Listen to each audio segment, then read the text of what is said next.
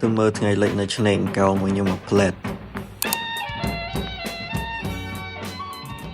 ពេលខ្ញុំបានធ្វើដំណើរចេញពីភ្នំពេញទៅខ្ទង់ម៉ោង2ជាងហើយកាត់ទៅតាមផ្លូវជាលេខ3ដើម្បីឡើងទៅផ្លូវថ្មីកាត់ទៅឆ្នេរកោអញ្ចឹងការធ្វើដំណើរសរុបពីភ្នំពេញទៅដល់ឆ្នេរកោនឹងចូលខ្ទង់3ម៉ោងដែរ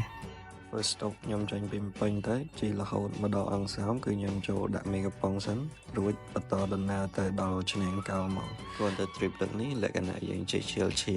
ជិះមើលទេសភាពតាមផ្លូវអញ្ចឹងជិះឈប់ដែរអញ្ចឹងក៏ speed អត់សូវបានលឿនបានដែរអញ្ចឹងកាត់ខ្លីៗព្រោះខ្ញុំអត់សូវបានតតាមផ្លូវច្រើនខ្ញុំមកដល់ឆ្នេរកោខ្ទង់ម៉ោង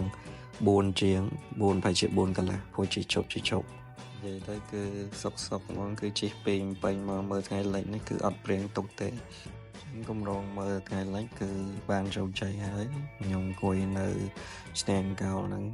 ចូល1ម៉ោងជាងដែរដល់5:76បានខ្ញុំចេញមកភ្នំពេញវិញនិយាយទៅគឺសាច់ជី3ម៉ោងនេះគឺមកអស់ចិត្តដែរជិះម៉ូតូក៏អស់ចិត្តមើលថ្ងៃលិចក៏អស់ចិត្តហើយក៏ជិះមកជុំឆ្នេរហើយក៏បកទៅភ្នំពេញវិញដោយការធ្វើដំណើរមកភ្នំពេញវិញគឺខ្ញុំអត់ជិះតាមផ្លូវដែលខ្ញុំជិះមកទេគឺខ្ញុំដូរមកជិះតាមផ្លូវលេខ31ឡើងទៅដល់ផ្លូវជាតិលេខ3វិញហើយខ្ញុំឈប់នៅ PTT ម្ដងរួចក៏បន្តដំណើរមកដល់ភ្នំពេញមកហើយខ្ញុំមកដល់ភ្នំពេញគឺម៉ោង9កន្លះហើយម៉ូតូ load check ជាស្ថាពរសូមអរគុណបាយបាយ